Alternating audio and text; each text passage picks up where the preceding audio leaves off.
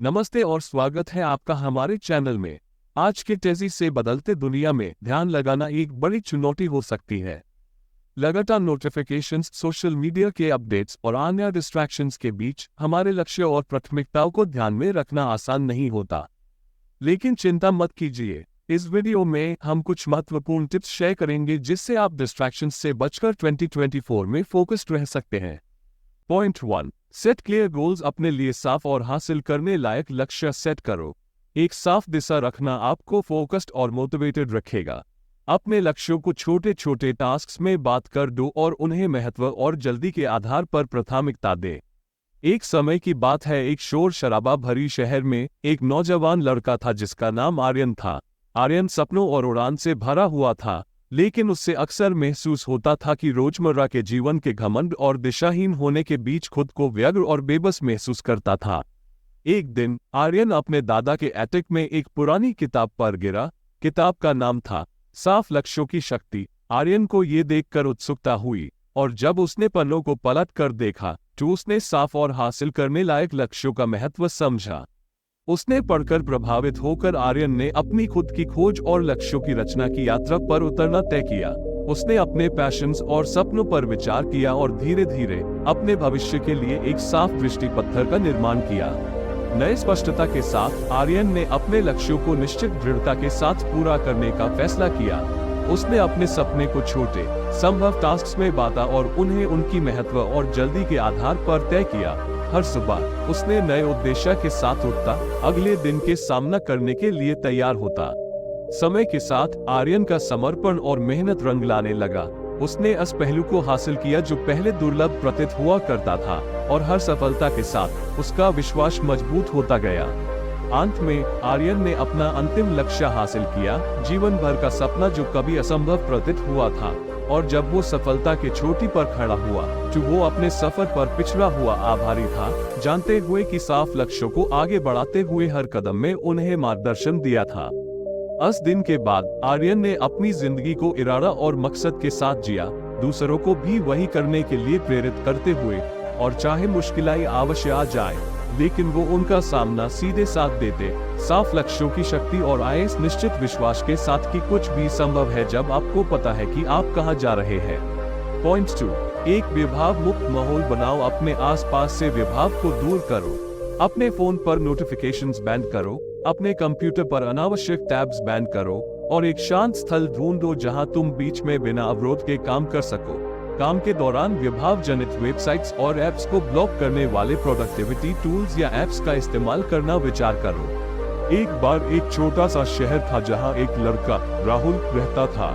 राहुल का सपना था एक सफल व्यवसायी बनने का, लेकिन उसका मन विभाग से भरा हुआ था। हर समय उसके फोन पर आने वाले नोटिफिकेशंस और अनावश्यक टैब्स उसका ध्यान भटकते रहते थे। एक दिन राहुल ने अपने दोस्त की सलाह पर एक प्रोडक्टिविटी वर्कशॉप अटेंड किया। वहां यूं समझा गया कि एक विभाग मुक्त माहौल बनाना कितना महत्वपूर्ण है अपने लक्ष्य तक पहुंचने के लिए। राहुल ने तय किया कि अब उसको अपने आसपास के विभाग को दूर करना होगा। उसने अपने फोन पर नोटिफिकेशंस को बंद कर दिया और अपने कंप्यूटर पर अनावश्यक टैब्स को भी बंद कर दिया। फिर उसने अपने घर में एक शांत स्थल ढूंढा जहां वह बिना किसी अवरोध के काम कर सके। उसने अपने फोन पर नोटिफिकेशंस को बैन कर दिया और अपने कंप्यूटर पर अनावश्यक टैब्स को भी बैन कर दिया। फिर उसने अपने घर में एक शांत स्थल ढूंढा जहां वह बिना किसी अवरोध के काम कर सके। राहुल ने अपने काम के दौरान विभाग जनित वेबसाइट्स और ऐप्स को ब्लॉक करने वाले प्रोडक्टिविटी टूल्स का इस्तेमाल किया। ये उसको मदद की, यूज अपने मैन को काम पर लगाने में मदद मिलती थी और वह बिना किसी बीच में अवरोध के अपने लक्ष्य की ओर अग्रसर होता गया। धीरे धीरे राहुल के व्यवसाय में सुधार होने लगा। उसका ध्यान अब अच्छी तरह से उसके काम पर लग रहा था और वह नए ऊंचाइयों को छू रहा था। उसने देखा कि विभाग मुक्त माहौल बनाने से न सिर्फ उसका काम तेजी से होता है बल्कि उसका मन भी शांत और प्रगतिशील रहता है। अंत में राहुल ने सफलता हासिल की और उसने देखा कि एक विभाग मुक्त माहौल बनाना कितना महत्वपूर्ण है अपने लक्ष्य तक पहुंचने के लिए। उसने ये अनुभव अपने दोस्तों के साथ भी बांटा और उन्हें भी प्रेरित किया अपने आसपास के विभाग को दूर करने के लिए। पॉइंट 3, एक नियमित रूटीन स्थापित करो। एक निश्चित रूटीन विकसित करना आपकी दिमाग को बेहतर ध्यान देने में मदद कर सकता है। काम, ब्रेक्स और मनोरंजन गतिविधियों के लिए निश्चित समय तय करो। अपने शेड्यूल को जितना हो सके उस पर अटल रहो और जल्द ही ध्यान केंद्रित करना एक आदत बन जाएगा। एक गांव में एक लड़की रहती थी जिसका नाम गीता था। गीता एक बहुत ही समझदार और मेहनती लड़की थी, लेकिन उसका ध्यान कभी कभी इधर उधर भटक जाता था। एक दिन गीता को अपने टीचर ने समझा कि एक नियमित रूटीन स्थापित करना कितना महत्वपूर्ण है। उसने कहा, गीता, अगर तुम अपने दिन को एक नियमित शेड्यूल के अनुसार व्यवस्थित करोगी तो तुम्हारा ध्यान बेहतर तौर पर काम पर लगेगा और तुम अपने लक्ष्य को प्राप्त कर पाओगी। गीता ने अपने टीचर की सलाह को मान लिया और उसने तय किया कि अब से वह अपने दिन को एक नियमित रूटीन के साथ व्यवस्थित करेगी। उसने सुबह उठने का समय तय किया और फिर काम शुरू करने का समय निर्धारित किया। उसने अपने ब्रेक्स के लिए भी निश्चित समय तय किया, जहां वह थोड़ा आराम करके फिर से नए जोश के साथ काम पर लौट सकती थी। शाम को उसने मनोरंजन गतिविधियों के लिए समय निकाला, जैसे कि पढ़ाई, खेलना या अपने पसंदीदा हॉबीज में व्यस्त रहना। गीता ने अपने नए नियमित रूटीन को लागू किया और धीरे धीरे उसने महसूस किया कि उसका ध्यान बेहतर हो रहा है और वह अपने काम में अधिक स्थिरता से लगा है। उसने देखा कि जब वह अपने शेड्यूल को अटल तौर पर अनुसार करती है, तब उसका ध्यान खुद ब खुद काम पर केंद्रित हो जाता है। अंत में गीता ने देखा कि नियमित रूटीन स्थापित करना उसके लिए कितना फायदेमंद था। उसने अपने लक्ष्य को प्राप्त करने में आसानी महसूस की और उसका ध्यान भी बेहतर हो गया।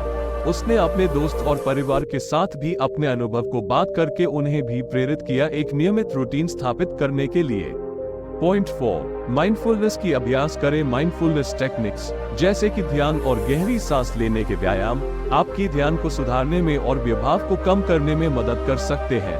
दिन भर में छोटी छोटी माइंडफुलनेस ब्रेक्स लेकर अपने मन को शांत करो और अपना ध्यान पुनः स्थिर करो। एक बार एक शहर में एक व्यस्त बिजनेसमैन रोहन रहता था।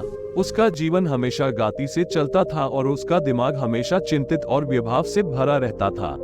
एक दिन रोहन को अपने एक पुराने दोस्त ने कहा, रोहन भाई, तुम्हें अपने जीवन में थोड़ा सा ध्यान और माइंडफुलनेस लाने की जरूरत है। माइंडफुलनेस टेक्निक्स जैसे कि ध्यान और गहरी सांस लेने के व्यायाम तुम्हारा ध्यान को सुधारने में और विभव को कम करने में मदद कर सकते हैं। रोहन ने दोस्त की बात मान ली और उसने तय किया कि वह ऐप से अपने दिन में थोड़ा सा ध्यान और माइंडफुलनेस को शामिल करेगा। उसने अपने दिन में कुछ छोटी छोटी माइंडफुलनेस ब्रेक्स रखने का फैसला किया, जहां वह अपने काम से थोड़ा दूर होकर अपने मन को शांत कर सके। रोहन ने प्रारंभ में मेडिटेशन और गहरी सांस लेने के व्यायाम को अपनाया। हर सुबह वह अपने दिन की शुरुआत मेडिटेशन के साथ करता था, जो यूं शांत और तैयार महसूस करने में मदद करता था। उसने अपने दिन के दौरान भी कुछ छोटी छोटी ब्रेक्स लिया, जहां वह अपने काम से थोड़ा दूर होकर गहरी सांस लेता और अपने मन को शांत करता। धीरे धीरे रोहन ने महसूस किया कि उसका ध्यान और सामर्थ्य दोनों ही सुधर गए हैं। उसने देखा कि जब वह अपने दिन में थोड़ा सा माइंडफुलनेस और ध्यान को शामिल करता है, तब उसका मन शांत और स्थिर रहता है और वह अपने काम पर अधिक ध्यान दे पाता है। अंत में रोहन ने देखा कि माइंडफुलनेस की अभ्यास करने से उसका जीवन कितना फायदेमंद हो गया है। उसने अपने दोस्त को धन्यवाद दिया और उसने भी अपने अनुभव को अपने दोस्तों और परिवार के साथ बात करके उन्हें भी ध्यान और माइंडफुलनेस की महत्व को समझा। पॉइंट 5, टास्क्स को प्राथमिकता दे। हर टास्क बराबर नहीं होता। अपने टास्क्स को उनकी महत्व और अंतिम तिथि के आधार पर प्राथमिकता दे।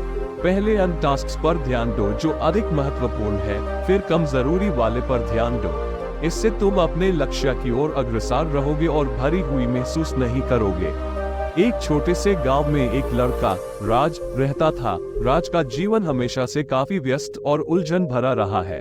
उसके पास हमेशा से कई सारे काम होते थे और वह कभी कभी उन सब में उलझन में पड़ जाता था।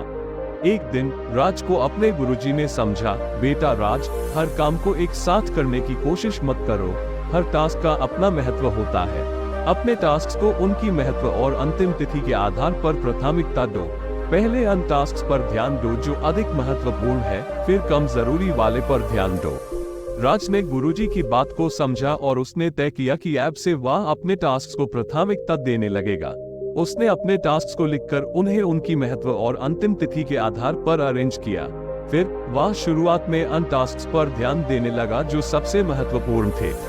धीरे धीरे राज ने देखा कि जब वह अपने टास्क को प्राथमिकता देता है, तब उसका काम भी तेजी से होता है और वह अपने लक्ष्य की ओर अग्रसर होता है। उसने महसूस किया कि जब वह अपने टास्क को प्राथमिकता देता है, तब वह अपने दिन को बड़ी आसानी से संभाल सकता है और यूज अपने काम पर फोकस करने में कोई परेशानी नहीं होती। अंत में राज ने अपने टास्क को प्राथमिकता देने की ये नई प्रक्रिया अपनाई और उसने देखा कि इससे उसका जीवन कितना आसान और व्यवस्थित हो गया है। उसने अपने दोस्त और परिवार के साथ भी अपने अनुभव को बात करके उन्हें भी ये नई प्रक्रिया सिखाई, जिससे अंत सबका जीवन भी आसान हो गया। और ये रहा साफ लक्ष्य सेट करके, विभाग मुक्त माहौल बनाकर, नियमित रूटीन स्थापित करके, माइंडफुलनेस की अभ्यास करके और टास्क को प्राथमिकता देते हुए तुम 2024 में विभाग को बचा सकते हो और ध्यान केंद्रित रख सकते हो। हम उम्मीद करते हैं कि तुम्हें ये टिप्स उपयोगी लगी होगी। ना भूलन लाइक, शेयर और सब्सक्राइब करने के लिए और प्रोडक्टिविटी टिप्स और ट्रिक्स के लिए। अगली बार तक